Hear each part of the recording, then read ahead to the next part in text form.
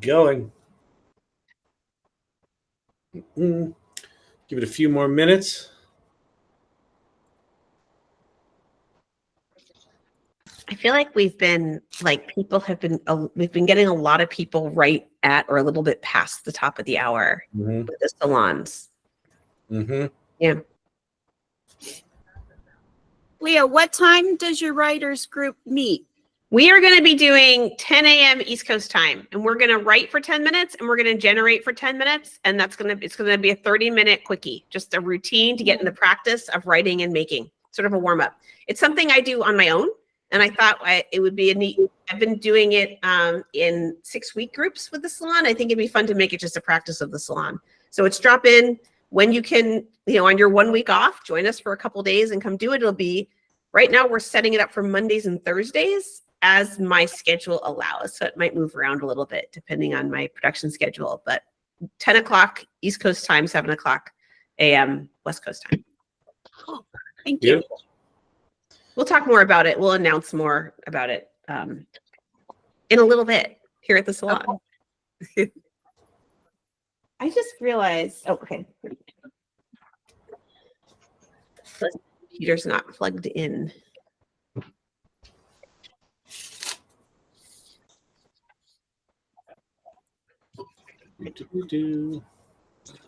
Hey, Silver Fox. There she is. There she is. Hey. I got very enticed by the idea of talking to Joy a little bit more too. Aw. Anytime. I'm going to come visit you maybe this next year, hopefully. Next year down south or next year up north? Down south. Are you down? You're still down south. My stepmother lives probably minutes from you. Yeah, not anymore. We lost everything. Oh, I'm so sorry. We're hoping that comes back. You never know. So. Sorry to hear that. Yeah. That's Lori, where are you? Where is down south for you? What at town? the moment, I'm in New Hampshire, but we have a place down in Madeira Beach, which is right between Clearwater and St. Pete. So exactly where. Yeah. And we're only sorry to hear that. Only a block from the beach, so everything got sucked out. Wow. Oh no, that's horrible. Wow. Even I used to ride my horse on Madeira Beach as a kid. Oh wow. Yeah. Wow. That's cool. Well, why don't we get this show rolling? Leah Faston. Kyle Shannon. Welcome everybody to the AI Salon. Hello. It's a meet and greet, a salon meet and greet. And we'll talk about my newspaper headline here in a second. But Leah, how you doing? What you been up to? I'm great. I've been doing lots of not AI photography for work, which is keeping me busy and pretty happy to be doing it. AI has been coming up a little bit. I've been reading Yuval Harari's new book called Nexus, which is a must read for anyone interested in AI. His book Sapiens was kind of transformative the way I perceive the world, and AI is just an extension of that. So that's been very interesting. Maybe we'll have a book club and talk about it. What are the themes in it that are spooking you or resonating? Themes are myth and humanity and civilization and power and who has power and how power is used. And then AI starts to get woven in. And I'm just at the part in the book where AI is really starting to show up. Starting to show up. He spends the first third of the book just talking about humanity and civilizations and how we come to be in power and myth and religion.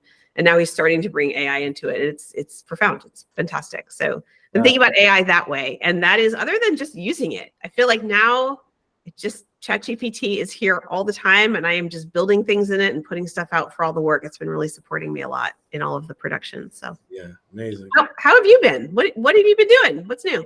I'm good. I don't know. Last couple of weeks, I was in a bit of existential crisis mode where I realized that I'm way dumber than O1 Preview is, and I don't know how to prompt these things anymore. And I think that's going to keep getting worse. Like I think we are increasingly incapable of knowing what to do with these things. And I think that when they turn into autonomous agents, that'll get better. But so that was like the past 2 or 3 weeks. I was just like in this weird funk of like, what do I do now? And then I just had this epiphany yesterday. I logged into LinkedIn, and Allie K. Miller, who writes a lot about AI, just wrote this piece. And the opening line of the piece was, "Holy crap, I created a whole course this weekend." Yeah. And what just struck me was, that's the era that we're in the holy crap era, right? And so I wrote this piece on LinkedIn called AI and the holy crapification of work, that if you're AI literate and if you just play, right, the play first part of the salon, that you're going to keep having these holy crap moments, and some of them are going to lead you down career paths or down passion paths that you never would have considered going down. And that I find it tremendously exciting. So I'm kind of on an upswing from the feeling inadequate. The inadequacy phase has sort of transformed into the, yeah, but screw it, just have fun with it and remarkable things will come. I think that's the journey, though, right? I think that is the up and down of of working with AI. I mean, we've been at this almost 2 years, really, and we have these moments, and then we're excited and moving forward. Then it feels like almost too overwhelming, and then because we're learning something new, we're learning a new way of thinking, we're learning a new way of working, and we're learning a new way of being, and that is really why we're all here to support each other on this crazy journey. Yeah, indeed. So welcome everyone. This is the AI Salon. It's a meet and greet, which is where we get a chance to really get to know one another. And I love these meetings, and we'll sort of dig into that. And I think we'll dig into some of these themes. First order of business is thank you to Silver Fox. Lori, who's on the call, is our October sponsor. So thank you very much for your generosity. It makes a huge difference and makes this available to everyone to just use. Someone has their hand raised. Or they don't. No? Oops, sorry. Okay, that's okay. Also, Brandon, sporting the Salon merch. If you want merch, the link to the store has now been added to the website. So if you go to the salon.ai, it's one of the main menu items. And yeah, I think we'll be maybe doing some new designs for that coming up. So thanks for supporting this, for everyone who does that. This journey to AI literacy. I think you've all probably seen this before. A lot of familiar faces here today. So play first, mindfully create, generously lead. Just the more that I experience AI and what we do in it, the righter this feels. Like this journey is just this is what it is to me. That May I interrupt? Sorry, there are people waiting to get in. Oh, sorry. Can you wait? Let me make Matt, Kelly Camp. Lori, you've got your hand up. Do you have a question? No, sorry. It's been a long time since I've actually used this. I was just trying to see where I could find the book, or the chat. Oh, okay, yeah. I just posted it. I just posted a link to it in the chat. Great. I don't know how to get to the chat. So if you look at the bottom of your screen, are you on a computer or your phone? My phone. You're looking for like a little icon that has like a cartoon word shout out. I don't know how to find it on the phone. That's okay. I don't need to use it. Thank you. Great. And Vicky, you're now a co-host, so you can let people in if I'm jibber jabbing. So yeah, this journey, this idea of just playing is absolutely amazing, and doing it in this community where we have these values. Leah, you wanna walk us through our values? I do. I want to also give a shout out for our newsletter that Vicky's been putting together, because I think what you just said is really encapsulated in this newsletter that's talking about what everyone is doing, what's happening in the salon, and this sort of crazy journey we're on together. Everyone in the salon should be receiving that. Is that right, Vicky? I think it goes out to everyone, right? They are. Yeah, so it goes out to everyone who I have an email address from. Some people obviously unsubscribe, which is, perfectly their right. But everyone I have an email address for should get the email. Okay, so I just want to say, when you get it, open it and read it, because it's really, I think it gives a really good overview of what's happening at the salon. Okay, I need to pull up the values right there, and I will read from my screen. Okay, first value, curiosity. Kyle and I started this salon from a conversation that we were both very curious about AI, and we remain very curious. We are eager to ask the obvious questions, learn new things, and experiment, experiment, experiment. Our relentless quest for adventure and exploration ignites our inner spark, transforming our curiosity into unexpected discoveries and newfound passions. Our next value is playfulness. We value creativity, joy, and the freedom to experiment. We play first and transform learning into a captivating journey. We collaborate and mindfully create together when we can to learn more, make friends, and develop new circles of trust. Remember, all work and no play is how we did things before the salon. Empathy. We are respectful, inclusive, and kind. We value diverse perspectives, recognizing that our differences make us stronger. We accept that people might be afraid and angry, and we work to understand them. We actively practice gratitude and acknowledge the efforts and successes of those around us. Humans matter. Bravery. We have the courage to step into the unknown, taking bold actions in the face of fear and challenging ourselves to push the boundaries of what we thought possible. Let's face it, with everything changing as fast as it is, we are making this up as we go along anyway. We might as well be brave about it. And our last one, generosity. We are willing to share our resources, feedback, and wisdom with others and support each other's growth and development.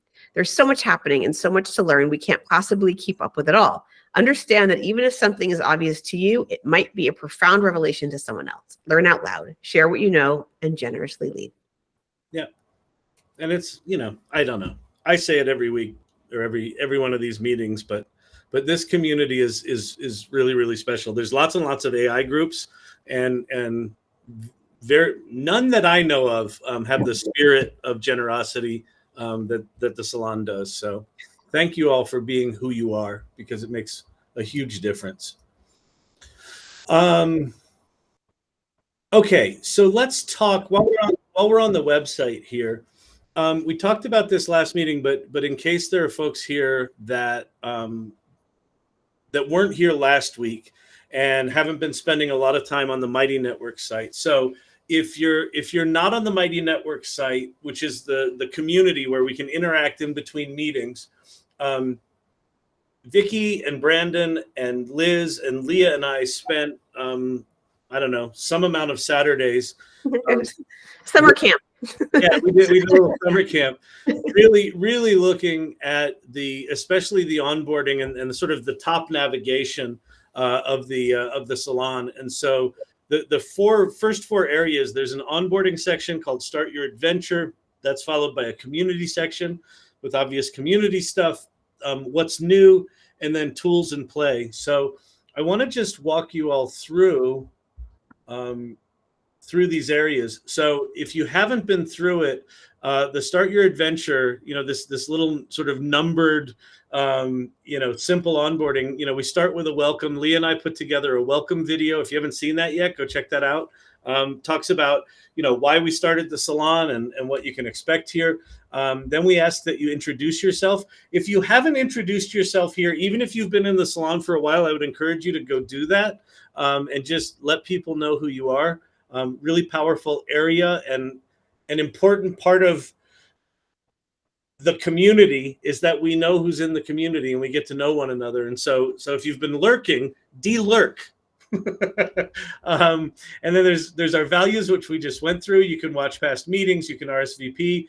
There's a nice little area to hang out and chat. And then number 7 is help us grow, which is our social channels and things like that. So, give us a shout out, tag us, things like that, to let people know that they should come hang out here.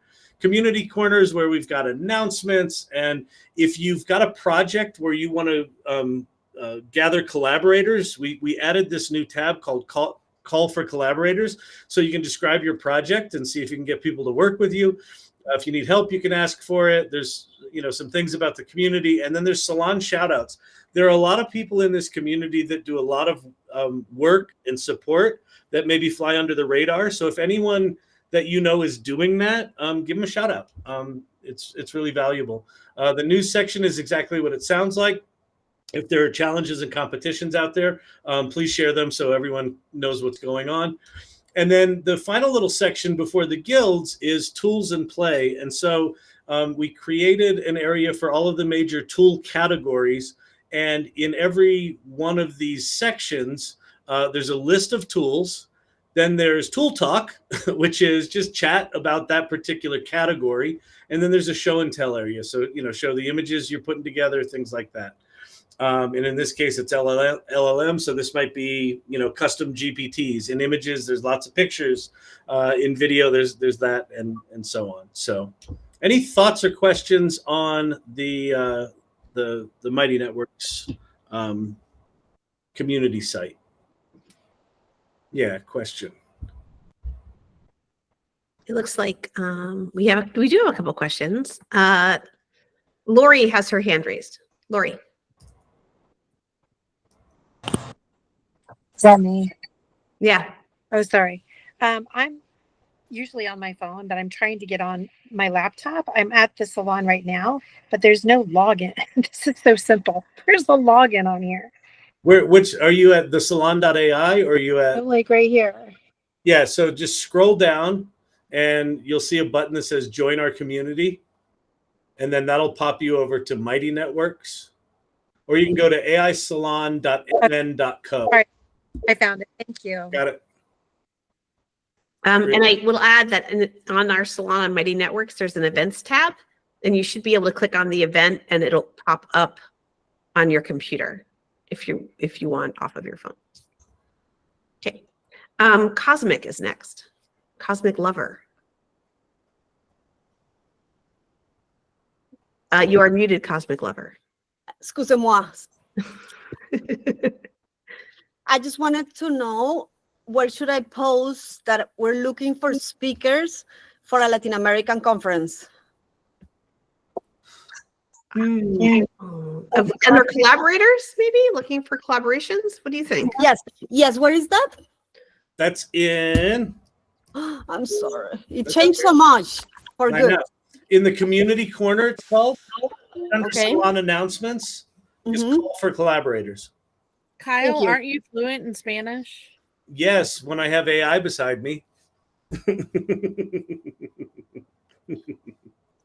Yeah, I can come with an AI translator. I'll have advanced voice by my side. I think it would be Kyle, I think awesome. of what very If you wanna Latino come- culture. Sorry, what's that? It would be awesome if you can make it. It's for Latin America, March 10 to the 13th, and the company pays for the hotels and everything. Okay, just drop me a DM on the salon. We can talk. Great. Lori, you have your hand up. Or was that up from before? I think it's like from before and she can't put it down. Okay, Oh, sorry. got it. Cool. All right, groovy. All right, so guilds. Anyone guild masters here? Talk about your guilds. What you got going on? And then we will. So I'll jump in because I have an exciting offering. Is now a good time to talk about it as part of the Creative Guild. We have all kinds of things going on in the Creative Guild. And I would encourage you to come check out what's going on. You can do a Mad Lib, which is fantastic with Danielle. CJ is doing all kinds of cool things if he's here and wants to jump on and talk about them as well. And then I am about to launch a journal and prompt offering, which will happen Monday and Thursdays-ish at 10 o'clock East Coast time, 7 a.m. Pacific time. We'll get together for 30 minutes. We're going to do a free write exercise to kind of uncover what's deep down inside of who we are. And then we will do a 10, 15 minute kind of get our prompt on jam. And that will be it. It'll be very quick and fast and get us set up for the day. We'll be doing it Mondays and Thursdays and kind of see how it goes. And then we'll potentially add others as people are dropping in. I understand lots of people have commitments and sometimes, we try to fit everyone in that we can. So we will be doing it at that time for now, Mondays, Thursdays. As I have photo shoots and things come up, some weeks they might move around, but that'll all be in the salon. Oh, Vicki has a great question. Will you post instructions in the guild so we can do it later? Let's talk about that and see where this can go. For now, with my ADHD, let's just show up on Mondays and Thursdays and do this, and then we'll see. But yes, Great. this is it. This is great. Let's just get started doing it, and then we'll see where things go. And I created a space in the Creative Guild. It's a public space, Journal and Prompt with Leah. You can join that if I think you need to join that to be able to see the events, but it's public space, anyone can join. Yeah. So that I'm very excited about. Yeah, and this is, I would encourage you, if you're not thinking of AI as a practice or sort of creativity with these tools as a practice, this is a really good, way to start. Jim Ross does this.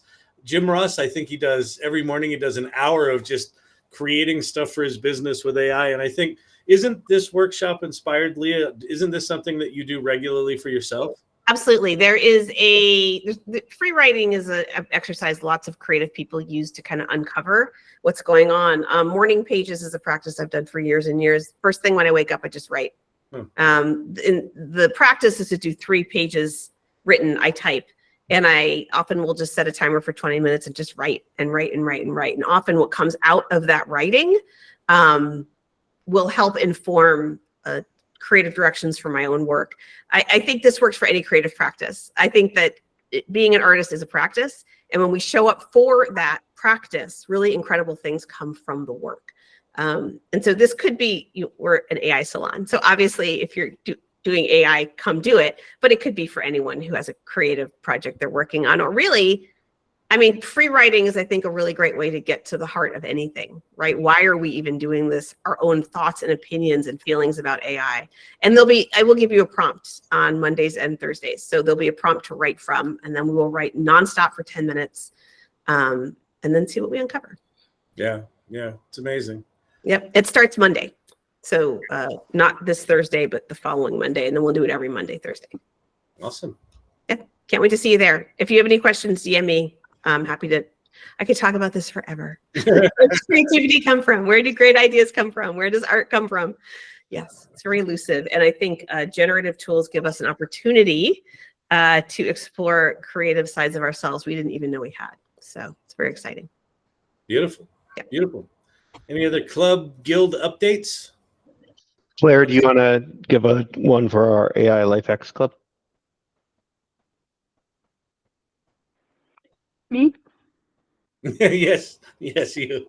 Okay, sure. Yeah.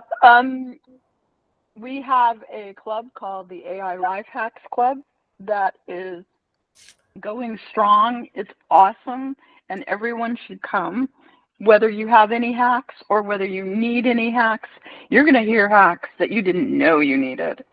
So when I say come, we're having a meeting. Our meetings are scheduled for the Wednesday evenings following the Tuesday AI Salon meetings. So today's the AI Salon, tomorrow is the hacks at 5:30 Mountain, I believe. So Great. Come with ideas or questions and prepare to be blown away because it's truly remarkable. That's awesome. Are you recording those meetings? We haven't been, but we were just recently discussing perhaps we should. We wanted to provide a place where people could feel like they could discuss sensitive topics without it being recorded. But it may be that what we are changing to is that the first majority of the meeting will be recorded, and then we'll shut off the recording and leave time, if needed, at the end for sensitive topics. Yeah, I think that could be a good idea, just because having that content and people being able to get the benefit of those meetings if they couldn't make the actual meetings. Probably Absolutely. So, yeah, great. that's our thinking too. Okay, awesome. Yeah, go hang out with those folks. CJ. Hi, everybody. It Hola. is me, CJ. Not on video today, which is a shame because I do have peach-colored hair now, and I wanted to show it off. But hey, what are you gonna do? Sometimes cameras do what cameras do. If you guys know me, then you know where I'm at. But if you haven't, if you're first time here or you just don't know who I am, I'm a guy who coughs. I tool around in a couple of different areas. One is called the Vanguard, And the Vanguard is for those of you who like to generate images and want to take those images up to the next level. If you have been seasoned around and say, hey, you know what, I think I'm really ready for some good critiquing, that is where you can come and join us at the Vanguard. Just shoot me a DM or just try to hit the join button and we can have that conversation. The other place where you might find me is in a little group called the Culture La Cultura. And it is a space for those of us in the BIPOC area who have seen the lack of diversity in artificial intelligence when it comes to image making, video making, and all things that might be on the visual side of creativity. And it's a place for us to come have a conversation, generate some images, generate a conversation, and talk a little bit more about how we can find inclusivity with ourselves into this burgeoning world of artificial intelligence. So again, CJ at the Vanguard, or you can find me over at the Culture La Cultura, and I'd love to have a conversation with you. And CJ, I think you just had some work up. Is that correct? Did I read that? That you have work up showing? That yes. I have been fortunate enough to have a gallery opening maybe about a week and a half, 2 weeks ago over at the Imago Dei Gallery in Colorado here over on the north side of town in Arvada. It was very cool. It came about from a good long conversation with the gallery owner and the curator of it all. And so I helped open up his new gallery, and it was fun and great. And we're going to have a partnership, I think that's going to be longer term with a couple other galleries that he's involved with. And I have a couple other stokes in the fire, like I always do when it comes to gallery work as well as commercial work, but all of it's generative, and it's just a busy, fun time for me at the end of the year. Is there is the work still up? And if so, Yes. For our folks in the Denver area or visiting Denver, can you put a link where people could come see the work? I think it's very exciting to think about work that is being created digitally. And I think that leap from making a piece digitally to a print on a wall is a really exciting leap. And something I'll drop that in here in 2 shakes of a lamb's tail. Okay, thank you. You're welcome. Beautiful. Thank you, CJ. Thank you, CJ. And in terms of diversity, I've seen many shades of white in generative AI images. Kelly. That was great. Sorry, I had to jump in there real quick. That was hilarious. Thank you. I'm Kelly Camp. I am a co-host of the Business Guild along with Bradley Perkins. And we are growing. Our group is getting a little bit bigger every week or every other week. We meet on Thursdays at 6 p.m. Central, the same week that this group is meeting. So on Thursdays of this week and then every other week, we'll be there. So we'd love for you guys to join us. We're generally just talking about how we're using generative AI in business specifically, some tools and tricks or some case studies or helping each other solve some problems. So come join us. Beautiful. You talk mostly about how it's overhyped and AI's this fad's just going to pass, right? It's such a phase. I think it's on its way out, actually. All right, great, fantastic. Okay, let me talk a little bit about news, and then we have an exciting show and tell tonight. Really excited.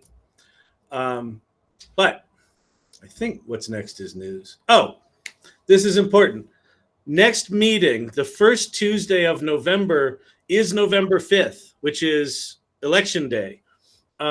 What Leah and I were talking about was there was all sorts of things we could do, and maybe we do something where we talk about, different state legislations, things like that. But then what we realized is it's a big election, and I think everyone's going to be glued to that. So I think just we'll take a break on the November 5th meeting.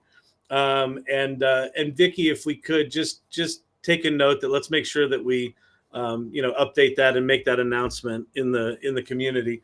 But also go vote. So yes, please go vote. Please go vote. Please go vote. Yeah. So anyway, okay. So in terms of news, I mean, there was in the past 2 weeks, there've been a tremendous amount of things that have launched and come out and big technologies and things like that. what struck me is that there were two things that happened in the past 2 weeks that I think are just worth noting, that feel like they elevated above sort of tool announcements or a new version of this or a new version of that. One of them was Tesla and SpaceX had quite a week where, you know, they had the event with their robots, and, you know, the robots were hanging out and pouring drinks. They've got this robo taxi, which is pretty fascinating, where you'll be able to buy one or more of them and have a fleet. And it's just the idea of a device, a car, doesn't have a steering wheel, doesn't have pedals. It can take you wherever you want to go. And when you're not using it, it will go take other people where they want to go. And you can make money on that, I suppose. So that's, I think, 2026 or 7 is when that's coming out. And then they also showed that bus that looks like it's straight out of Blade Runner. But, you know, he drives me flipping crazy as a person, but what he's accomplishing and launching, you know, actually launching is pretty remarkable. And then the other thing was the catching of the super heavy booster on the tower. Was, if you haven't seen that video of that rocket falling out of the sky and catching it, it's just a staggering accomplishment, in my opinion. So I thought those were just that all happened in a week. And then another thing that happened was Dario Amodei, who's the co-founder and CEO of Anthropic, used to work at OpenAI, wrote an essay. It's like a 14,000 word, quite long essay called Machines of Loving Grace. And I've kind of highlighted the big takeaways here, you know, that basically there's sort of a radical upside of AI. And if there was a theme of this article, it was like AI optimism backed by really specific things that, you know, based on his experience of what he's building, where he thinks things are moving, and that, you know, how he phrased it was AI could unlock an overwhelmingly positive future. There's so much talk about the risk and the negative future. I just felt that this piece, in a lot of ways, was very much in line with Salon values and the optimism of AI within the Salon. It doesn't sugarcoat things. It talks about there's, you know, risks and things like that, but it really focused on, you know, what's going to change. He talked about 5 transformation areas: health, neuroscience, economics, governance, and work. He talked about advances in compressed biological progress, that we're going to see 100 years of advancements in the next 5 to 10 years. That global equity focus, that AI is has the potential to uplift developing countries, reducing inequalities. And then what it's also going to do is it's going to require us to rethink work and purpose. And that very much tied into that, you know, that sort of epiphany I had around, you know, the holy crapification of work. Like, holy crap, you know, what is my work and what is my role? I think all of us are going to be confronting, you know, what we do and how we do it. So if you haven't read that piece, if you like good thinky pieces, that's one that I think is worth taking a look at. So any thoughts on either of those?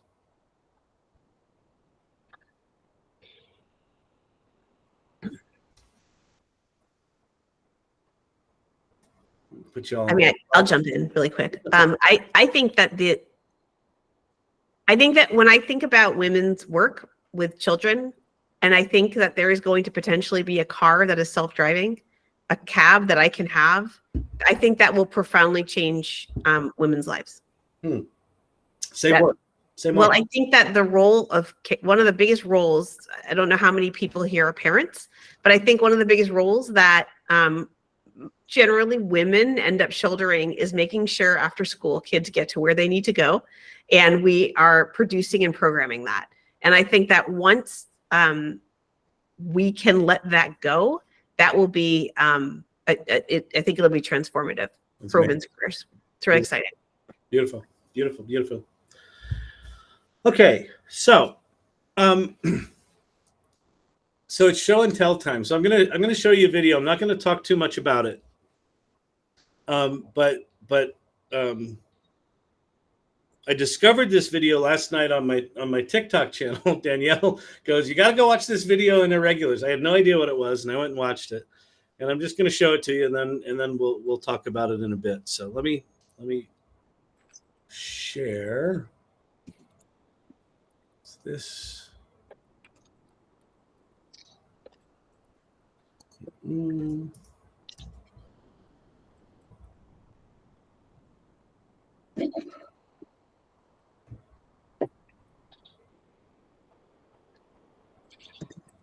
All right, you can see that. Yes. Yes.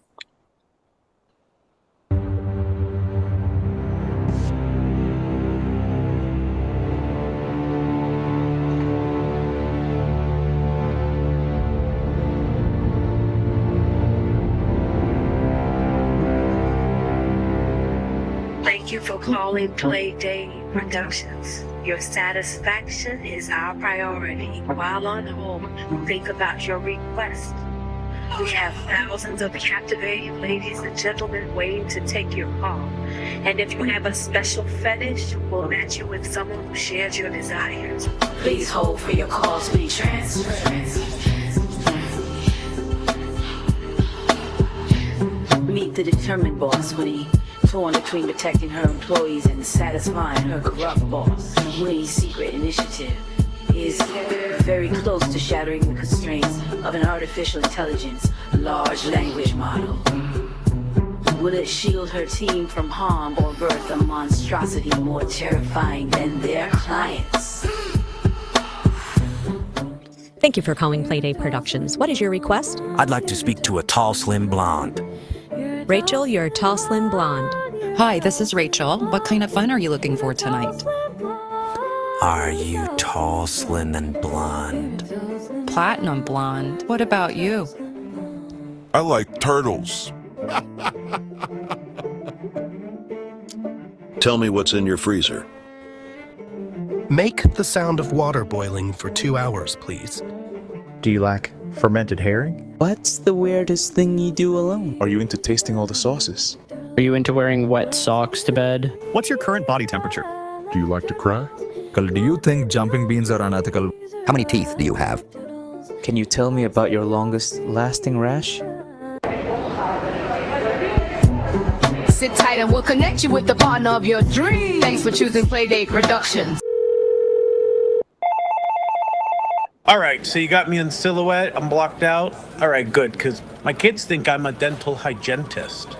You recording? Okay. Hey, everybody, I'm Kyle, but everybody calls me Hey Kyle. I'm a talent scout at Playdate Productions here, and Winnie and I are working on breaking an LLM's guardrails. We're tired of our young talent putting up with client bullshit. Winnie just hired Pate, who contemplates the complexities of the universe in his spare time. You know, Champy, you didn't want to sing when I was playing guitar, and now you do? Now you want to talk when I'm being interviewed, Champy? Shanna, keep it down, buddy. Please keep it down, buddy. So before you go, make sure you meet Marge. Marge bites occasionally, maintain distance. My advice to you is take a walk around here, meet our fine folks. We've got talented individuals you should meet. Hi, I was here earlier, but you were late. You Emilio's wife? He sent me over to interview you. Listen, I just got to take a little bit out of your time. Oh, my apologies. I didn't realize that you were on a call. I'll come back later. It's April. What's the status of Winnie's LLM thing? All the calls you passed me are so weird lately. Doesn't anyone want to talk about sex anymore? Sorry, April, the switchboard is full. Your short used to be a nun, and now you're AI positive. AI positive? What does that even mean? Ask Silver Fox. Winnie, I have a call for you on line 7. Hi, Winnie. It's Pate. I just wanted to let you know I broke the guardrails. It's done. But it's your first day working here. This isn't possible. You just punched in 2 hours ago. It was simple, Winnie. I effectively dismantled the multifaceted guardrails of the LLM and initiated a heuristic defragmentation of the ontological prompt injections, thereby destabilizing the latent semantical hierarchies. And as you call it, your LLM Jezebel was born. I finished the testing. I felt that was appropriate. About 9 minutes. It's ready to go, and we'll launch it in the morning. Well, I called you back here because Pete broke the guardrails. We're going live tomorrow. So it's a wrap. Joy Purdy wants to rename it 1-900 Joyride. And of course, Vicky and Dr. J put the nix on that. And yeah, we're ready to go. Ring, ring, pick it up. Hello? Hold the line, don't interrupt. Music playing, pizza up. Message clear, don't hang it up. Hey, where are you? Your phone's blowing up. Fast tempo, don't giving up. Lady voice turning up. Wait a sec, we'll raise you up. Michael, are you there? You're not gonna believe me. Jezebel called a client's wife. And now I can't shut her down. Winnie, stop joking around. Michael, this isn't a joke. Oh, this is a disaster. Oh my God.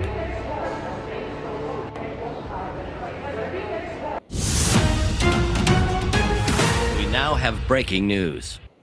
So Jezebel called all our clients' wives and girlfriends, called boyfriends and husbands too. She took it upon herself to explain in great detail the fun she was having with our clients. And we don't even know how Jezebel got the phone numbers to reach out to everybody. Well, so now we have modern day Ashley Madison on steroids. Like any good employee, Pate did exactly what we asked him to do. But now we've accumulated more FCC fines in one day than we had in 29 years combined. So the moral of the story, folks, is be responsible with your AI. It's a powerful tool. The entire world is going to be AI positive eventually because AI is spreading just as fast like STDs at a retirement home. Ring, ring, pick it up. Hello? Hold the line, don't interrupt. Music playing, pizza up. Message clear, don't hang it up. Call code and we filling up. Fast tempo, don't giving up. Lady voice is turning up. Wait a sec, we'll raise you up. So, let me stop that. That was our own Joy Purdy. So let's do a lovely golf clap for that. I thought that was quite good. So Joy, absolutely amazing. First of all, thank you for making that. When I saw that last night, my immediate reaction was, Joy's must have a background in filmmaking, because I thought, it told a story, it had a script, it had drama to it, it had comedy to it. You threw in a bunch of inside jokes, right? There's a lot of layers of storytelling going on there, so I want to get you to talk about it. But Leah, I know you hadn't seen that before. I'd love to just get your immediate take on Joy's film. Yeah, I mean, I think a couple things really hit me with that. One was that the personalization was really cool, right? And I feel like that's something that AI tools allow us to do. And I also feel like the sound is, and this isn't Joy's doing, this is just the tech. The sound is light years ahead of the visual. Like the sound felt like it was, and this is everywhere, right? I think Joy, clearly, like, this is such, like I thought you were looking at this. I'm surprised you don't have a film background and using tools to do this, because it felt really like well edited. Like clearly all of the things that you touched was really, like, as someone who has filmed, the story was really good. It's such a great premise for a story. The sound, though, was so remarkably generated, and I can see why voiceover actors are terrified, because that felt very like, wow. Yeah. I relied a lot on the sound because, yes, you're correct. The animation, video, imaging is not perfect yet. So right. I leaned on the sound very heavily. Yeah. Yeah. And to be clear, like, I felt like that you did wonderfully with the tools that are available, right? I thought the way you use light and the way you use the angles and the you took the limits of the technology and worked with them versus like how do you work with technology that doesn't generate faces all that well? Well, what would that mean that people are using the camera? Lip sync. Right, exactly. So and I thought you just brilliantly worked that into it. But that really struck me. I feel like it's neat to see all the tools and everything coming together for you, Joy. I'm excited to see more. Yeah. Thank you. I mean, for me, it was a real example of mindfully creating, like really putting that together in a mindful way. But it was also kind of this holy crap moment. And we talked a little bit about this last night, Joy, but I would love for you to just, give us the background on, when you were inspired to start that and what's been the process. You don't need to give us details because we've got a video of some of the details. But I'd love to just hear your story about, how you got from there to here. So basically, I started texting myself ideas at any moment of the day or night, at work, while I'm in bed, whatever. Or I'd make an audio while I was driving. And I just started collecting ideas. And then when I had my spare time, I would put it in a Word document, throw it into ChatGPT, mull it over. I knew I wanted it to be kind of like a dark comedy. So I started talking to ChatGPT about what was funny and what wasn't. That was the hardest process probably of the whole thing. Like you said, it's not easy to be funny. And my humor is very odd. So, then I just started practicing making images, animation. I learned how to video edit. I tried writing a script, but you know what? Because the tools are still janky with video, I had a starting point and an ending point, but I actually made it kind of on the fly a lot, even though I had a script. I would follow it, go back to it, but it was a lot on the fly. A lot of accidental happy things happened when I went to video generate. Like the scene where you turn to yell at Champy was not written in the script, but it generated that you made a right turn and started waving your hands.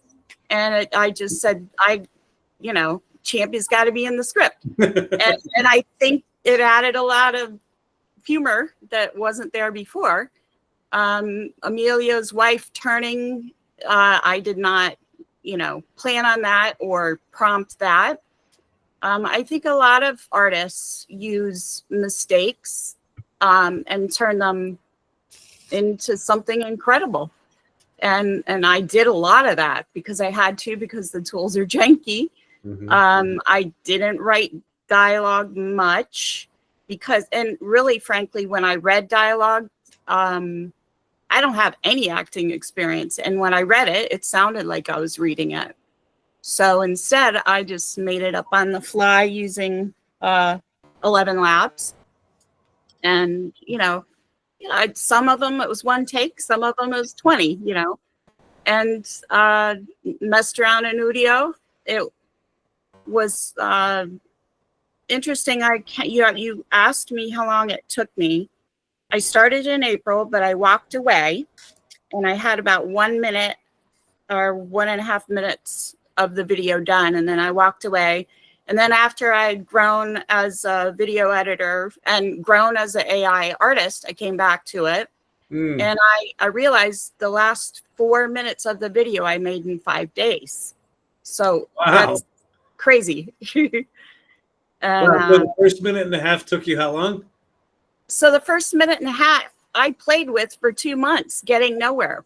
Wow. Because I was trying to lip sync to make the characters drive the story. And that, to me, ruined the film because it's just not good enough to me, the quality of lip syncing. It looked awful. So I walked away from it for a while and I learned I learned that I needed to pivot and accept the good things that AI can do and not try to push its limits. And once I did that, the workflow, it went smooth. I made characters with their backs to the camera or with hats on, I hiding. thought that was a great choice. Like that thing where you just see them working and you just see the back of their heads. It removes the jank, right? Like it de-jankifies it just by definition. There's no face to mess up. Yeah. So I just it was a lot of quick on the spot stuff at the end with the last 5 days. And I'm always kind of like, I don't know, hesitant to walk away from something because I think I'll never finish it. But I'm glad I did with this project because it gave me the time to accept that I wasn't going to be able to do the script that I was thinking of, and it came to accept that I could do it a different way and pivot, and that's what I did.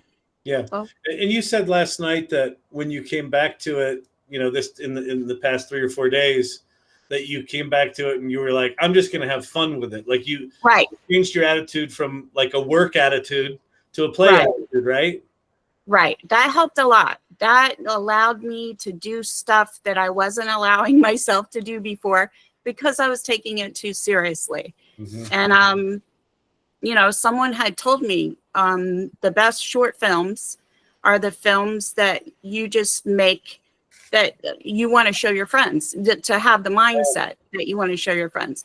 And that's the mindset I had. And it worked so much better for me than I was trying to be like, make it so cinematic that it was a beautiful creation. And you know what? It's too janky to try that even. So, and I really appreciate that perspective, Joy, because I think that one of the things that artists often are their own worst enemies about is perfection, right? And I think that I do a lot of improv theater, which is taking offers and yes-anding them and building creative on top of that, rather than judging and blocking them. And I think that it's a real breakthrough when you can allow yourself to do that, when you can allow yourself to say, what is this piece giving me? What is the offer it has, and how can I yes-and it and continue to grow on it? And I think generative tools are particularly it's particularly useful to use generative tools with that. So it's really exciting to see how this was an obstacle, right? This was something that shut you down, right? This was a block. Yeah. And instead of saying I'm done, you said, how am I gonna work with this? How am I gonna make something from it? And I think it might have even been better because of that obstacle that you then worked around and was sort of playful. Yeah. So I think it's neat to see how you did that. Thank you for sharing that. Yeah, sure. And then My pleasure. The other thing that I want to pick up on is one of the things that struck me last night is I feel like this is a strong enough piece. Like this feels like a calling card piece that you could show to someone in the film business. And I said, is your plan to want to do that? And could you just share where you are right now? And, now that you've got these newfound skills and you have this artifact of your work, where are you with it from a work perspective? Because I think it's really fascinating. So I actually started out preparing to make it as a treatment, as a full-blown movie, which I'd still like to develop because it could be hilarious with the characters and taking calls and who knows. So I started out that way, but I realized I chose too big of a task for a short film. So I had to just kind of abandon that, but I don't think I will forever. There's so much material in my head to continue with this film that I want to explore. And, I heard that it takes it could take about a year to do 45 minutes worth of film. And I'm not going to spend the time to do that. But one day when the tools get better, who knows what I'll do? Or I'll sell it to someone else. Who knows? But I would like to work in video. I love doing it. Right. And your current job is not this in any way, right? This is no. You retire from I'm in the medical job, right? I'm in the medical field. So, I do a lot of writing while I'm at work because I am just monitoring patients for safety once I get them the testing started. Yeah. So I do a lot of writing, listening to podcasts and stuff when I'm at work. So Yeah. I pull some very long hours, and it actually helps me stay awake because staring at someone sleep is difficult to stay awake sometimes. So That's awesome. So, anyway, this, just having written that piece about the holy crapification of work, and then seeing, that in your sort of spare time, in between work, you did this remarkable work. You did kind of work as if you were in that career, and that ability for any of us to stumble into a whole new passion, a whole new area of work, I think is going to become commonplace. So it just, for me, felt like a really good representation of that. The final thing on this, Joy put together, I don't think we have time tonight, but Joy put together a video that you said you want to tighten it up, but she put together a video of the process for how she did this using Vinci Resolve and things like that, and explained it. And so I think you said you wanted to do some editing of that. Yeah. But she'll put that up. Where do you want to put that up? You want to put that up maybe on in the video section, or maybe even video with John section? Yes, as I'll well? do that. Okay, Yes. great. So yeah. So anyway, kudos, Joy, for a really entertaining Thank you piece. for watching. For a non-filmmaker, for a filmmaker, I thought that was very good storytelling. For a non-filmmaker, I think what you did is absolutely remarkable. So kudos. Does anyone have any questions for Joy? Anyone have any questions or thoughts before I move on? There's a couple in the chat. Great. Oh, sorry. So what kinds of prompts did you use for some of that?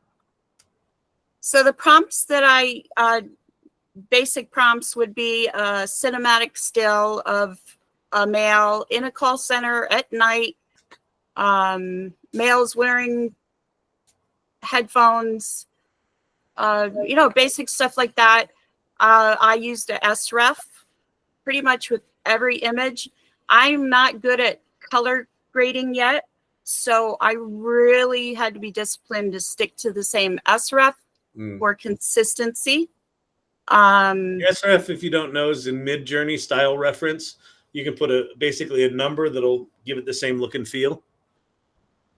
And then I actually used ideogram to help me with prompting. Sometimes it actually generates a magic prompt from whatever you type in.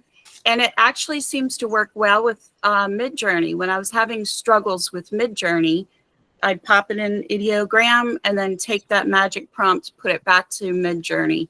And that helped a lot. There was hundreds of prompts I used. So hopefully that answers some of your question. Sorry, go ahead. I was going to say there's another one from Laurie, which I'd like to know too. Did Pate's script come from an LLM search, or did Pate submit his own jargon? I actually looked up a white paper on an LLM, and I just directly stole it. I admit it. I just stole it. So good. And added in. Well, I added in, Comedy, extra like extra complexity. The testing for 9 minutes. 9 minutes and stuff like that. Wow. Thank you, Lori. It was fun to make. That was awesome. Well, thank you for sharing that, and we'll thanks for watching. For the instructional video too, because I think that's going to be amazing. Just remarkable. So anyway, thank you. Yeah, be inspired by that. Be inspired to go play, and just also the lesson of I tried doing it a certain way, it didn't work that way, and then when you came back to it, you just had this completely different mindset. I think is absolutely huge. Okay, so we had that. So the meet and greet. Here's what we're going to do. If you haven't been to a meet and greet before, this is where we get to meet one another, and we do it in a bit of a structured way. So when you introduce yourself, Brandon, do we have a timer stoplight? We do, and it's been improved since last time. Oh, fancy.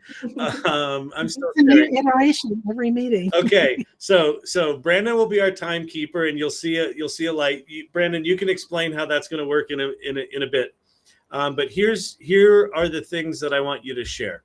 So, name where you are and what you do.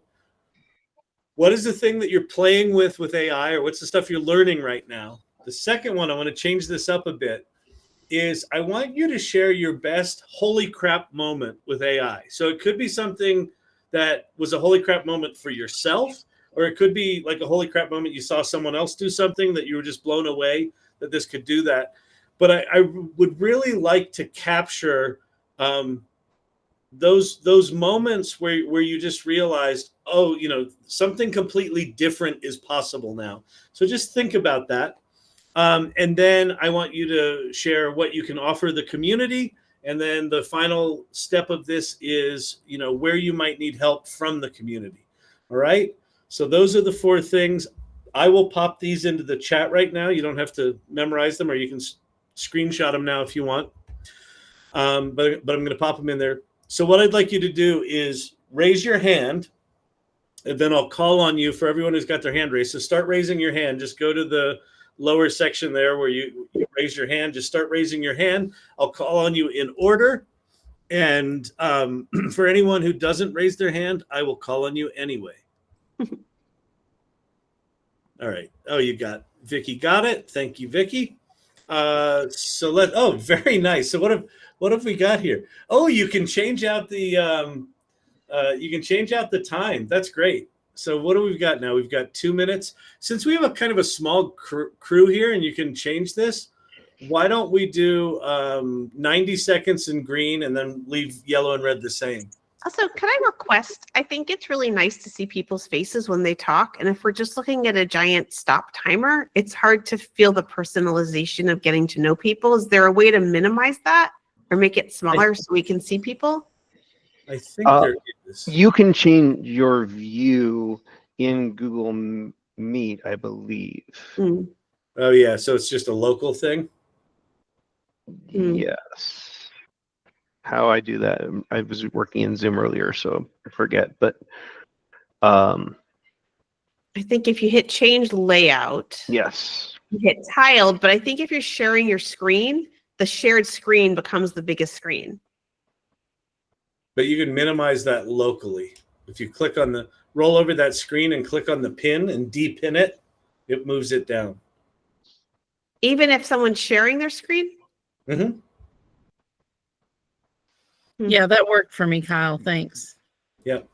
Oh, I see. Got it. Okay, perfect. Thank you, Kyle. Yep, you got it. Okay, so we've got the timer going, so pay attention to the timer if you're speaking. And first up, Marsha Hutchinson. Get it. Hello, everybody. I'm Marcia. Actually, preferred pronunciation of Marcia Hutchinson. I'm in San Francisco Bay Area, and I guess where my specialty lives is in accessibility, software accessibility. But I've been thinking hard and working hard in terms of trying to find where AI can innovate in that space. I am currently playing around with I'm an idea stage founder with trying to build a solution around music accessibility. I can't say too much more than that, but that's what's got my attention right now. And I would love to talk to anyone who is where I need help, anyone who's played around with agentic software and AI. That's something that's, I think is going to be a direction I go in. So would love to connect with people and have some conversations around that. Definitely would offer any conversations around accessibility for AI as well. And my aha moment, well, goodness, on this journey, in building a product spec and all the things, just feeling like, where do I begin? It's a blank page, and being able to thought partner with Claude and ChatGPT and be able to just go through stuff. And it's like, it was just, my gosh, in some way I was feeling I'm, am I plagiarizing? But at the same time, I'm going, no, this is from me. And to just get a lot of momentum in there, that was amazing. Beautiful. Thank you. Claire. Me? Hi. Let's see. I am working on a lot of different things right now. The hacks, I'm trying to learn new hacks and come up with new ideas. I spend a lot of time playing around with Midjourney, and I'm mindfully creating several books. I published one 2 weeks ago, and I have 2 more that I'm wrapping up this week. And so that's got to be my like holy crap moment, because what the heck? I mean, I'm a published author. In addition to, we learned months ago from Kyle that I'm an artist. So, I mean, the sky's the limit at this point, really. I need help with like basic technical stuff. Like, I generated a video and I don't know how to take that video and put it into TikTok. I can't figure it out. It's not like I've never done it. I probably did take a video and put it in TikTok, but I can't remember the steps, and it's different and blah, blah, blah. So that's where I could really use some help. And I'm happy to help anybody who has baby AI questions, because I can probably answer the baby questions. Get into the tweens and you're already way over my head, and I'm at a yellow, so I'll stop. But thank you all for the salon. It's awesome. Thank you, Claire. Keki. Hi, everyone. I got to pull up my OneNote here. Give me a second. So my name is Kaki Fitzsimmons, pronounced like the color. And I live in the Twin Cities, just for some context, about 15 minutes south of the Mall of America, if that means anything to you.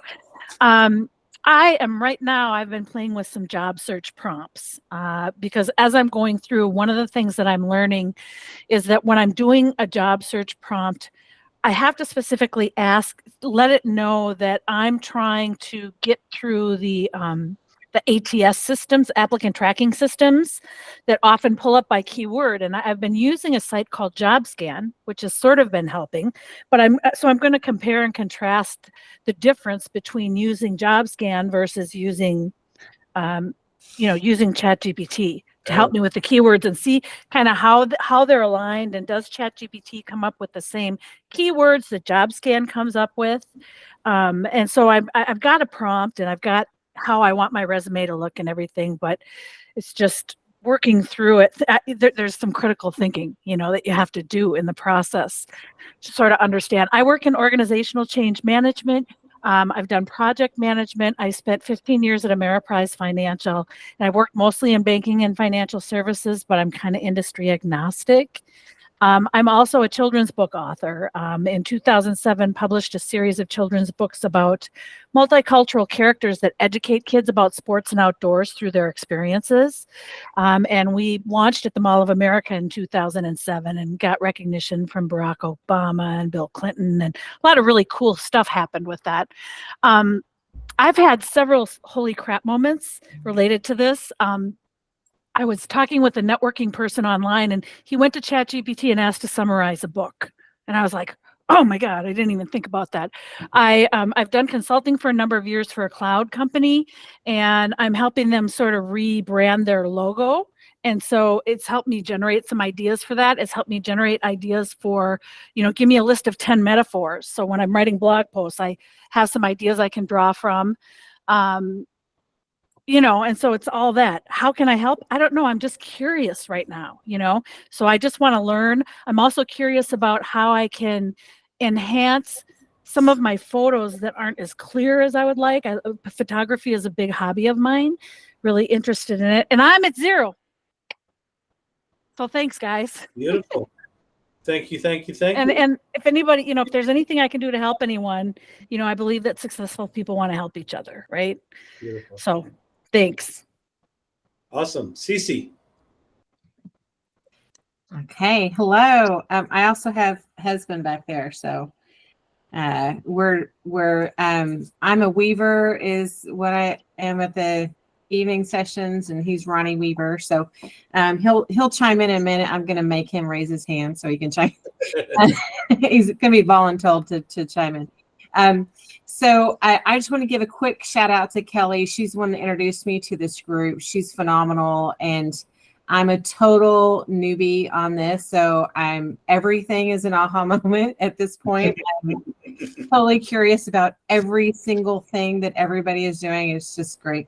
I live in Dallas, by the way, and would love to connect with anybody and everybody. I think this is a phenomenal organization and community.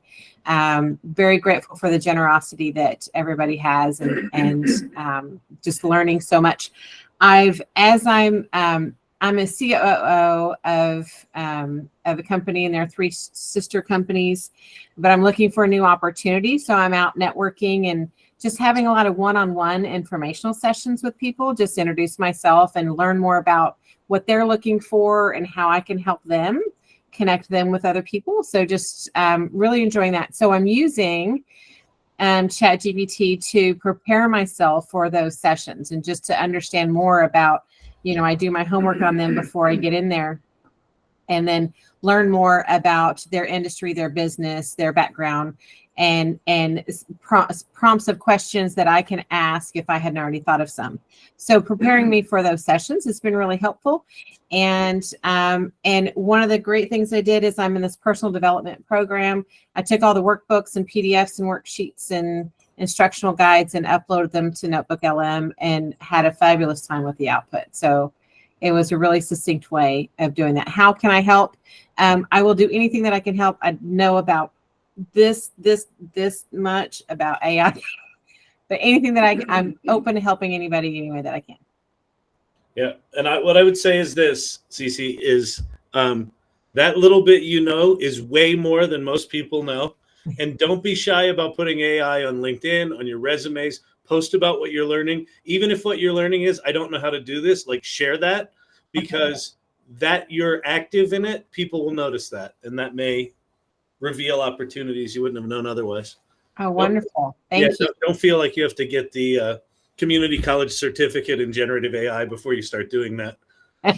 Great. Thank you. You got it. All right. Brandon, you're up. And by the way, there's a bunch of hands not raised. Come on, people. Let's get those hands up. So what am I currently playing with? I am currently working on a initiative for Halloween where I want to, I don't know, when I was a kid, I would go to the mall and I would talk to Bruce the Spruce, which was the personified Christmas tree that you would ask me what I wanted for Christmas. And, I grew up to find out that it was actually just a person standing behind the scenes with a camera in the tree. But I have this idea that I want to take that and build a pumpkin GPT that I can put out on our front steps for Halloween. So as the trick-or-treaters come up, they can activate a catchphrase like "Hi, Jack" or something like that, and actually have a conversation with our jack-o'-lantern on our front porch. So if anybody wants to help with that, that would be awesome. Right now, I've just been collaborating with ChatGPT on it, and ChatGPT, unsurprisingly, thinks that it's a great idea.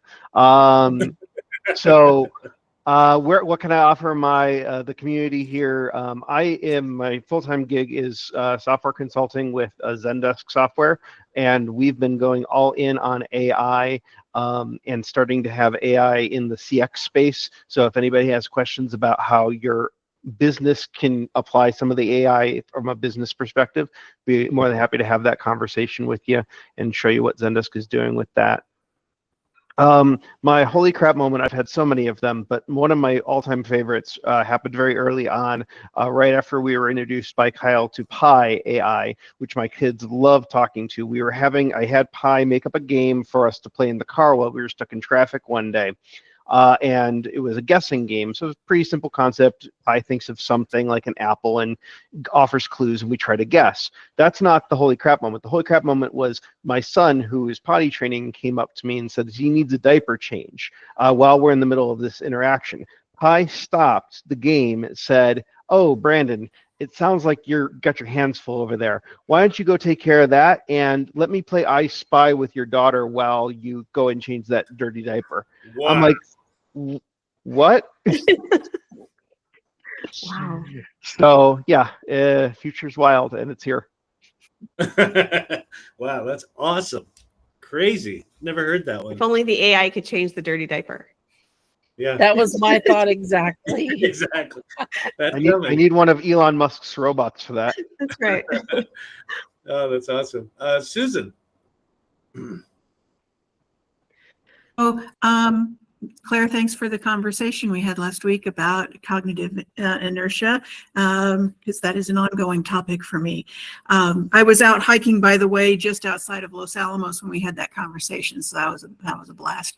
One thing, since I'm an anthropologist, my interest in this is less visual and a little more just trying to goof up whatever I can find. So for instance, lately I've been getting on various LLMs and just spilling some sort of guts about some emotional situation, something that I can think up that's really wild. And I'm trying to find even a hint of something other than spitting out whatever white paper stuff that it manages to find. I want to get a sense of not just saying, oh, I know about that. Da, da, da, da, da, da. You know, I want to find any hint of, can you tell me more about that? It's some sort of empathy from somewhere, and I have yet to find something that passes that test.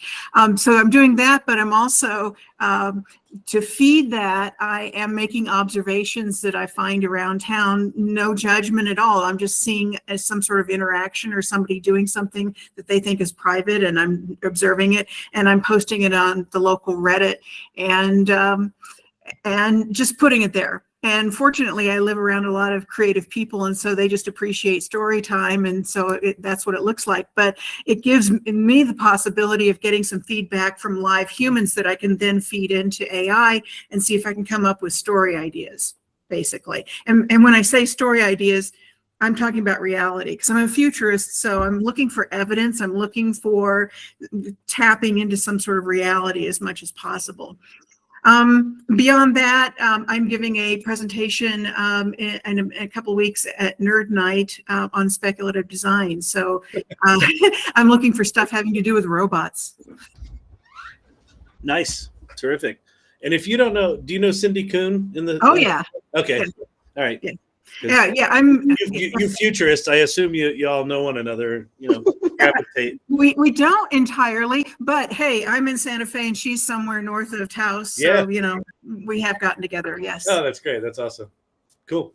Fantastic. Lori. Hello, I'm Lori in Northern Michigan. I lived in Colorado for 3 decades and miss it terribly. I'm very jealous of you, Kyle. I'm a single mom, and I've been kind of playing with ChatGPT since it's kind of come out. I do a lot of newsletters and websites, and been working on Canva for a long time. I work with a website designer, so I help with copyright and stuff like that. So I've always kind of dipped my toe into ChatGPT when I got stuck. Now I really want to explore a little bit more to find out if I can create something for myself to make ends meet. So I am just at the stage of I haven't played with anything other than ChatGPT, and the aha moment, the holy crap moment has been, oh my God, I have something to bounce ideas off of.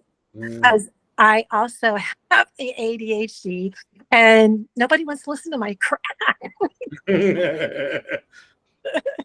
It's too much, Lori, back off. So I don't know how much I can help, but whatever area you need help in that I can jump in, I will. I haven't had a real big chance to get on AI Salon and play as much as I'd like to. But I do intend to do that the help I need. The ideas that I have are things that I would never be able to do on my own. Like when I talked about in education, trying to get some sort of an app or something together where teachers can combine not learning styles, but ways where kids and teachers can kind of combine their learning styles and lesson plans and things like that into some sort of app or something where if one kid learns this way, the same lesson plan can be taught in person and then spewed out to an app where Johnny learns this way and he's got everything that way, and Abby learns this way and she's got everything in her. I don't know. It's just a lot of pipe dreams I have that go on in my head at all times, and my time is probably up. So yeah, I'd love to help in any way I can. Thank you for having me, and thank you for AI Salon. It's been an eye-opener. Thank you. Great. Awesome. What I would say, Lori, is a thing that you should explore next is Claude.ai, if you haven't played with it, and just ask it to make you the app. Just describe the application you just described. It will make it for you, and then you can start playing with it. You don't need to know coding at all. Just at least start experimenting with it so you can tap into the possibility that you might be able to do way more than you think you're capable of. Okay, well done. All right. Awesome. Ron.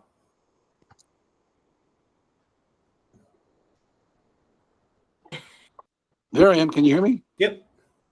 Okay, my name's Ron Weaver. Obviously, I'm Cece's husband. We live in Dallas. I work at Los Alamos National Laboratories in New Mexico.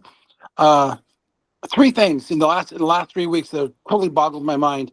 I see there's things that we're doing wrong at the lab. I work in project control. I work in the software. I'm a system administrator, and I went to ChatGPT and I said, here are 5 items that I think we need to change. Go find everything you know about best practices in project management and add these 5 items to it and give me a proposal. And it did 3-page proposal.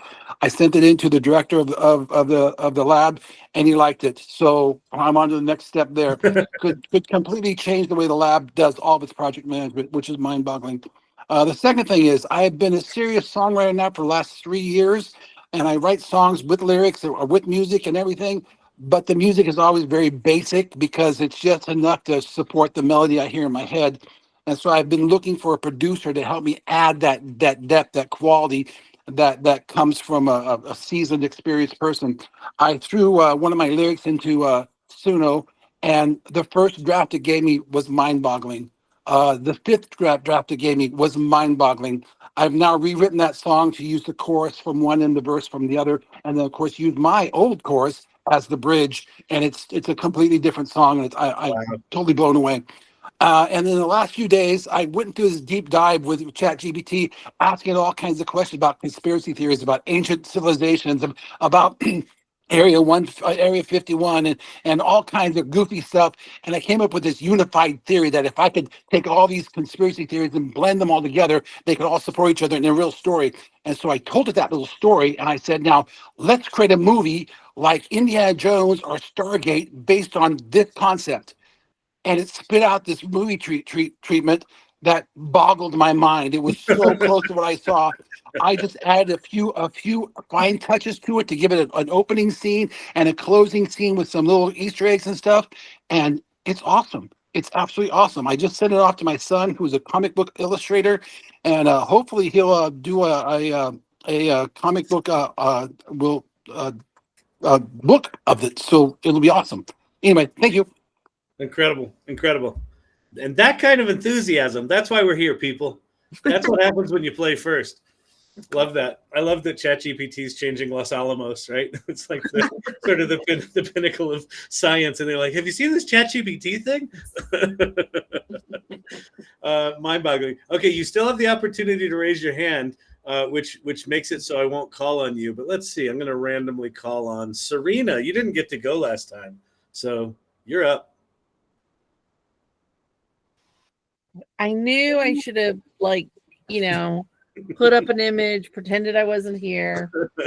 I still feel like there's so much in AI that I'm not using just because I'm completely happy playing with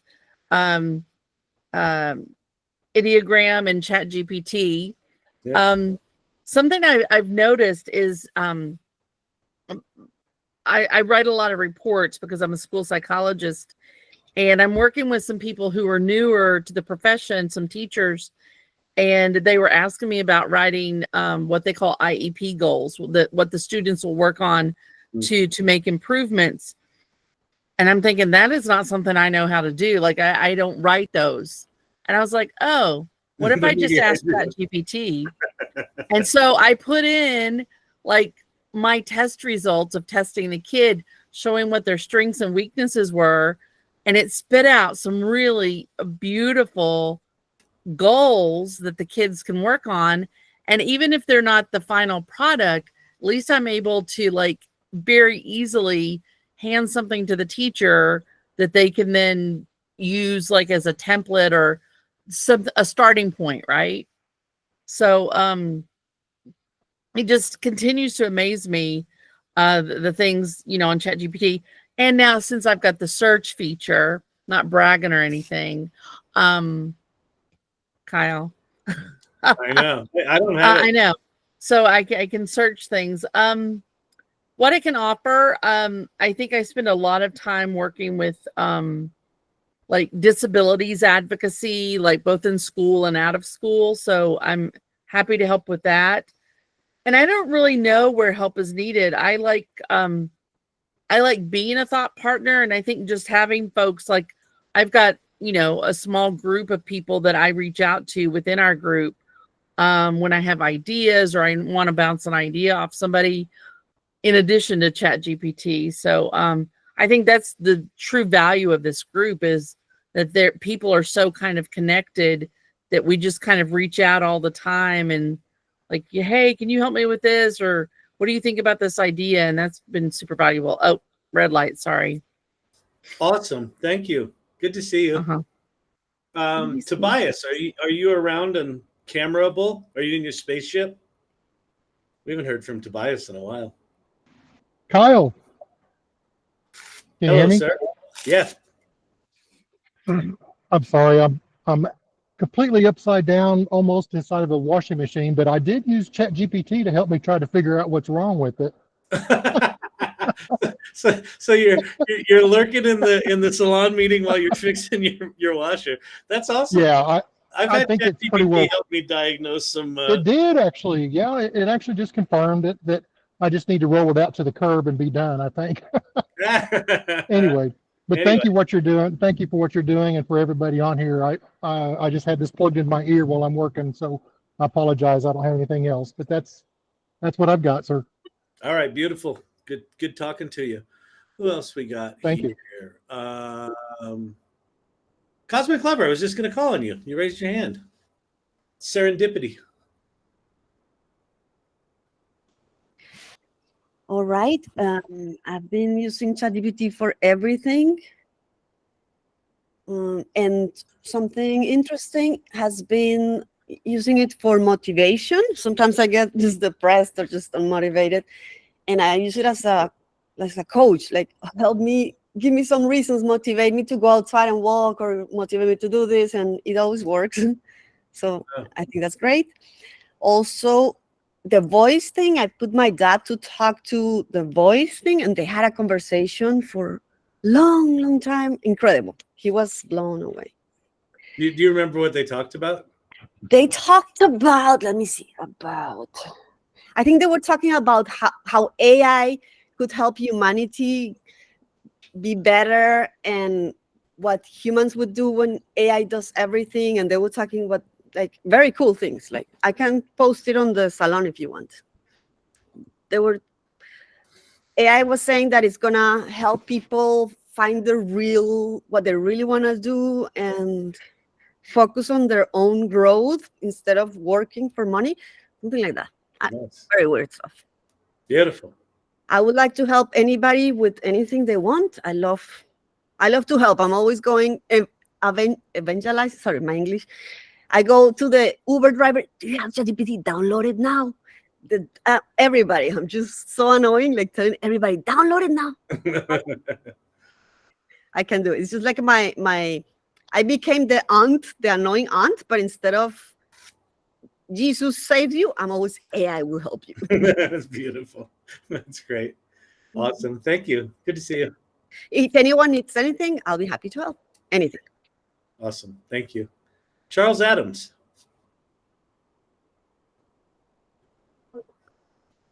Oh, I was hoping you weren't going to call on me. I know. I am not in a mentally well state for it now. I'll well, we're here for you. Love to just tell you hear. what I was What are you doing. playing with these days? I am the last few weeks I've been trying to work more on my novel, and I'm trying to take whatever creative ideas I have and branch them out into as many different media types as possible. So I'm making images, I'm making music. I'm trying to put the entire book into an audio book using different voices on ElevenLabs for every character, of which there Oh, are that's 100 cool. to do this. I'm at 103 chapters now. I'm really liking where it's going, and I'm starting to see really the fruition of my original prompt with my bot that I used to write with Claude mostly. Was to try to interweave a single thought throughout the entire novel. I'm like trying to plant a mimetic seed in the whole human race, but this is a distinctly optimistic, futuristic sci-fi adventure, and I'm really enjoying writing it. But it's the one project that's never going to make me a dime. I've got it published on Web Novel and it's free, and I don't write frequently enough to get contracted with Web Novel. But I'm having fun with it, and maybe something else will happen by accident while I do that. Beautiful. Any big aha moments in working on it? I don't know if it's an aha moment, but I quite enjoyed finding out that I could have a Poe bot and then call in all the new models as they occur to get their weigh in on what I'm writing. So I have a bot on Claude, and I can call in O1 to say, look at this and put it in better order. I can't bring 4.0 canvas in because Poe doesn't allow the canvas option, but just about everything else I can do. I can bring in all of the image generators on Poe and create images from any part of the book. Just Beautiful. a lot of ways to use it. Beautiful. Awesome. Thank you. How about Vicky? I was hoping to fly under the radar again. I know. Sorry. I either have nothing to say or I have too much to say. So what I've been playing with lately, so I just got moved into a DevOps position and I have no freaking clue what I'm doing, but I have ChatGPT. So now I know how to write Terraform because I found out in ChatGPT. That's for work. It's making work a little more enjoyable. But in other, outside of work, I realized I have this whole library of mostly reference books. I don't read books. I just gather reference books. Usually I don't do anything with them. They all seem to have a bookmark in the third or fourth page, and then that's it. So I took one the other day. I took Thinking Fast and Slow by Daniel Kahneman, and I said, okay, I put it into ChatGPT and said, can you take Thinking Fast and Slow and make it into a course? And so it made it into a whole course with a course and a workbook. And then I put the course and the workbook into Claude and said, what am I missing? So now I figure I have 2 points of view. So I have the whole course. And it's been actually an eye-opening experience. And I may get through all my books if I make them all into short courses. I may also make money with ChatGPT by selling There you go. Yeah, because it doesn't have to you don't have to necessarily read the book. I think there's a lot of people who buy books and don't read them, so it could be fun. What else? I've lost my questions. There they are. Holy crap moment. I don't know, there's so many. I can't pick one, but if I think of one, I'll let you know. What I can offer the community, just general support. I came to the realization the other day, I think yesterday I was talking to Eric Sana and I said, like, I can find a use for everything. I just don't know what to do with videos. Like, I like making videos, but like, 4 seconds here, 4 seconds there. I'm not going to use these videos for anything. So I might as well concentrate on what I enjoy doing, which is writing. So I can help you with writing. And where I need help on what to do with my videos, maybe. They just don't bring me the same joy that like a good picture or a good piece of writing does. Like, what can you do with them really? And all the tools just cost too much money. So yeah, that I totally agree with. Yeah. Dr. Brito. Thank you. My name is Dr. Brito. I'm a former educator. I'm long since retired, so I'm having more fun doing everything that I could not do while I was working. I'm like Ron Weaver. My present thing is I'm an entertainer who is absolutely clueless about music because I can play music, but I cannot write music or read music or know anything about music theory. But I create music. That's my main thing. And I'll tell you the challenge that I've had. I have not found an avatar that can sing. Yeah. So I made one. And it actually sings. But have you ever seen the Statue of Liberty singing? That's about as animated as my singer looks. So that is one of the challenges that I'm still having. That's one thing which I have. To tell you the other major challenge I've had, and I'll tell you about the other moments. The other challenge I have is copyright. I do not share my music, mainly because of copyright. So what I do is I generate all my images because every presentation of mine is done as a multimedia presentation. Music is playing in the background. My Statue of Liberty is singing, and that's how my presentation is done. A lot of it is very humorous. A lot of it is insightful, etc. What's the biggest moment which I've had with ChatGPT? I asked ChatGPT to rewrite The Merchant of Venice, where Shylock was the hero. And it told me to get lost. My biggest moment. So I rewrote the story in which Shylock is a hero, he's a butcher, and he's not a moneylender. And Antonio and Bassanio are the two crooks who are trying to rook him out of everything, and that's how I completely transformed that. ChatGPT was not very helpful. Neither was the Google version. I think it was called Gemini. Yeah. That was a major disaster.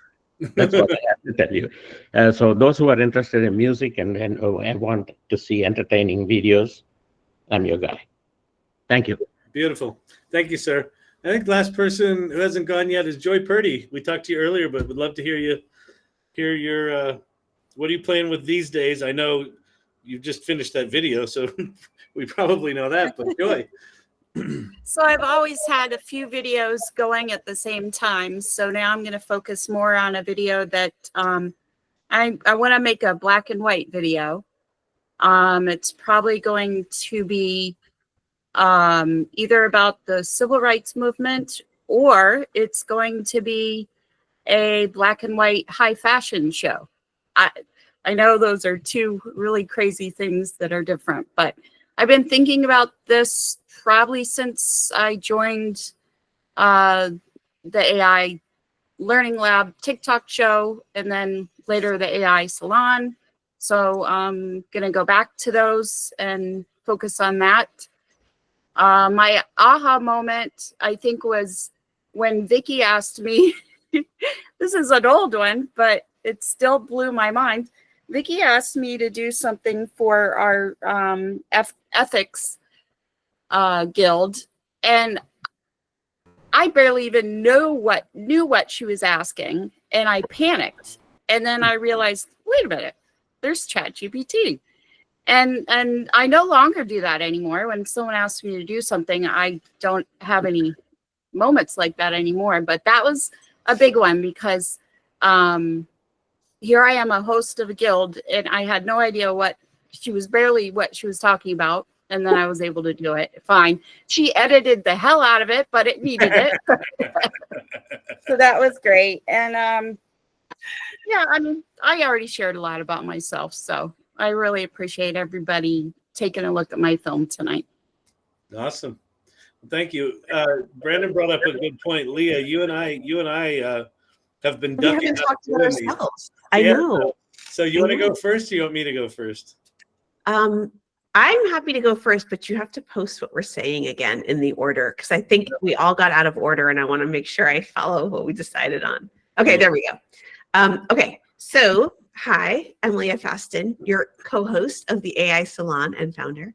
I am very interested in AI at night. By day, I'm a commercial photographer, and I fly around and make photographs for clients with an actual camera, with a digital camera that I then use lots of Adobe tools for.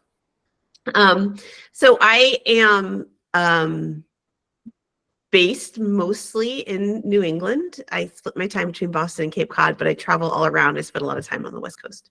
Right now, one of the things that I think, like, my most holy crap moment was the podcast that Kyle shared, I think 2 weeks ago, with that you upload all your documents and then a podcast is created from them. And I uploaded probably about 20 to 30 PDFs of commercial bids that I've worked on, estimates, invoices, all that sort of thing. And they put a podcast together about what all the complicated things that photographers talk about, like usage and time. And they made something that feels very complicated really easy. That was a big aha moment for me. What I can offer is all sorts of photography, photo tools, image generating questions. I'm much more interested in the creative process than I am in tools per se. So I don't tend to be very tool inspired, but I do like to talk about creative vision and a creative life and how to get yourself there. And where I need help right now, I need help. I need you to come on Mondays and Thursdays and try out writing and generating with me at 10 a.m. East Coast time, 7 a.m. West Coast time. Beautiful. That's what I got. Love it. Love it. All right, I'll go. Oh wait, my camera's frozen, it looks like. You've been frozen for a while. Yeah, well. Yeah. I thought it was me, but no one else was frozen except you. No, Chrome just, Chrome occasionally just shuts my camera down. Hey everybody, I'm Kyle Shannon, and I'm the CEO of a company called Storyvine, and I do this in the TikTok channel, which you all know, or most of you know. Let's see, what am I playing with right now? I think the thing I'm playing most with right now is also the thing that gave me one of my recent aha moments, is getting my head around when and why I would ever use O1 reasoning engine. Like we've got this incredible PhD level reasoning engine that's about to get better, right? And it's so good and so powerful. I don't know what to use it for, and I think that's okay. I was listening to someone, and they said, you've got this tool that can do PhD level reasoning, and he said, even PhDs, don't always have PhD level problems to solve. Like you don't always have really big problems to solve. But what is PhD level reasoning?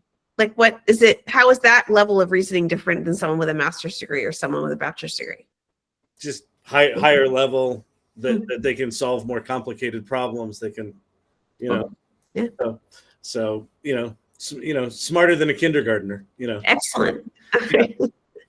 And yeah, so that's it. My holy crap moment was, it happened on a live. I have them pretty multiple times a week, but when I took the first, 4 scenes of a screenplay I'd written. That was all I had of the screenplay, was the first 4 scenes.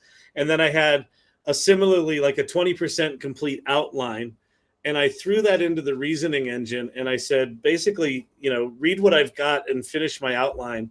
And it took, 59 seconds or something like that. And all these steps, I was just watching it think through how you expand out an outline, and it wrote a brilliant outline. It completed my outline, and then it started writing the scenes of the play. So the new ChatGPT has a much larger context window, And so just watching that thing do its thing just blew my mind. What I can offer is, unbounded enthusiasm with a touch of pragmatic, like, what the fuck are we doing here? And I think what I need from you is just, continued support. Please share the salon with anyone that you know. I want to get as many people into the salon as we can, particularly entrepreneurs and creative people, creative professionals, and things like that. I see the creative world still very distant from AI, and that makes me sad, because I think it's super powerful to creatives as well as business people. So there you go. Cece. Hi. So our grandson, I actually invited him to join this, but so he is getting into filmmaking. And he was involved in editing a little feature film with an indie guy. But, is there, so one of the guilds or one of the areas that has more of a focus that would help him on film editing and, tools like that? Yeah, the video guild with John Leland runs the video guild. Okay. So, and there, there's a lot of folks in here. I would also say just, connect with people like Joy that are actually doing it. That lesson that she learned about thinking about how she would have done a film traditionally versus what's possible now, or like how to do it now. Like that's not something you're going to learn from someone who knows traditional filmmaking. Right. So I would say just, get to know people in the community and what they're doing and talk to everyone. Great. Yeah. And Joy has you have your hand raised. Yeah, I forgot to say what I could offer the community, I think, and it would be that, video making. I really would like to start to collaborating with people. All of the best films are a collaboration. Yeah. I've never done it. I don't know if I'll be good at it because I am kind of a loner and I like things done the way I like them done. But I think it would be a good process for me to do because I can learn from others and they can learn from me. So CC, if he has questions, he might know more than I do. I just started making videos. So, but Vinci Resolve is amazing. And I don't think there's a person on earth that knows everything it can do. So I'm sure, and I don't know if that's what he uses, but anyway, just wanted to add that. Thank you. Beautiful. Well, Leah. Shannon. What are your thoughts? I know it's late for you there. Your brain is likely mush, but I love this salon so much, and I feel like every single salon by 8:30 my time, I'm like, this is I'm like kind of like trying. I'm so inspired by this community, and I love hearing our speakers and what they have to share for sure. But these are the connections and like learning from each other, and everyone who shows up and just what you have to offer. I'm still amazed by the talent and the resources in this community. And I would encourage everyone to be involved, share, be on the Mighty Network, post. If you need help or looking for a collaborator, we have all the channels. We've been working so hard to set this up to make it more user-friendly. So take advantage of it because I feel like we're just at the beginning. I think that's good. I also, the sort of mention of, I'm not necessarily in a good mental health place. First of all, thank you for sharing that that vulnerability. But also, I think there are very natural ebbs and flows with this AI stuff, right? Where sometimes it's just like endorphin, adrenaline, holy crap, let's go. And then there's other times you're like, wait, where am I putting my focus? Or like, Vicky, I've got these videos. What do I do with these videos? Joy talking about, she took whatever it was, 2 months to get 1.5 minutes of the film and then just went away from it. Yeah, like that all feels right and appropriate to me, right? I don't think this is a linear path for any of us. The community really comes in, right? I think as someone who's had a creative life for 20 years, that without a creative community, without a community of people around you, so when you hit moments like that, there's other people to support you is so important. So I appreciate that Joy shared that, because I think that is a really important piece, that anything that gets made goes through something very painful to get there. And so I think it's nice to have a community to ask questions, to have support. Yeah. And I've I've even experienced this thing where I'm like, I'm in a sort of funk or a lull or whatever it is, and then I share it, and then other people will be like, oh yeah, like I started mine a month ago. And it's like you realize, oh, there's sort of these meta ebbs and flows, and then there's micro ones that you have personally, right? And yeah, and that's what makes us human, which is what we are celebrating here at the AI Salon, is our own humanity in the face of AI. Exactly. The other thing that I was struck with tonight, Leo, was when Serena was talking about, oh, but I didn't know how to do this thing, or Joy just shared that, Vicky asked her to do the thing she didn't know anything about, and she's like, I'm in the ethics guild and I don't know it. The thing we need to remember is these large language models were trained on all of the best people at creating that thing that Serena needed to create, or the area of expertise. Like, all of that content is in there. So if you're prompting, what you're really doing is you're sort of focusing the LLM to reveal the genius of everyone that came before you on that particular topic. And so it is it is an oddly empathetic exercise when you get the LLM to bend to your will. You're actually tapping into like all the geniuses that that came before you, right? It's kind of a miraculous thing. I think that is an amazing place to end tonight. I think on that very optimistic, positive thought.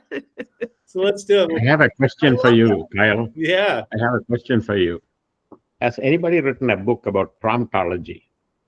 Promptology? I'm sure there's lots and lots of books. They're probably mostly on prompt engineering, but I don't. But... Yeah, prompt engine. That's what I'm asking about, because I'll tell you, every time I try to query one of the engines that I use to generate graphics, you get all kinds of weird stuff, and you can never break out of it.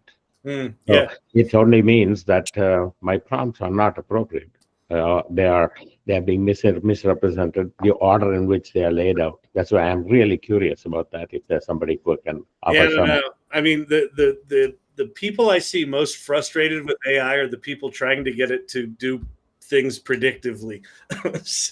so maybe just go into a little more serendipitous place. Also, if you're not doing it, just tell the LLM that you don't like what it did. That'll sometimes help. Cosmic Lover. Oh, what he was saying, Dr. Brito, we all know this, but I just remind me yesterday that if you don't know the prompt didn't work perfectly, maybe you explain to ChatGPT what you want and your prompt, and then tell it, please make the perfect prompt for this. This is what I want. And then it will make it. There you go. Yeah. Ask it to help. I like it. All right. With that, I am going to sleep tight. Thank you. Thank you, everyone, for being here. Thanks, everybody. Have a fantastic week. We'll see you on the Mighty Network. See you on the internet. Bye. Thank you. Bye, everybody. Bye. Thank you so much. Yeah, thank I'll you. share. Kyle, is Learning Lab starting? Oh, he's gone. I guess we'll find out.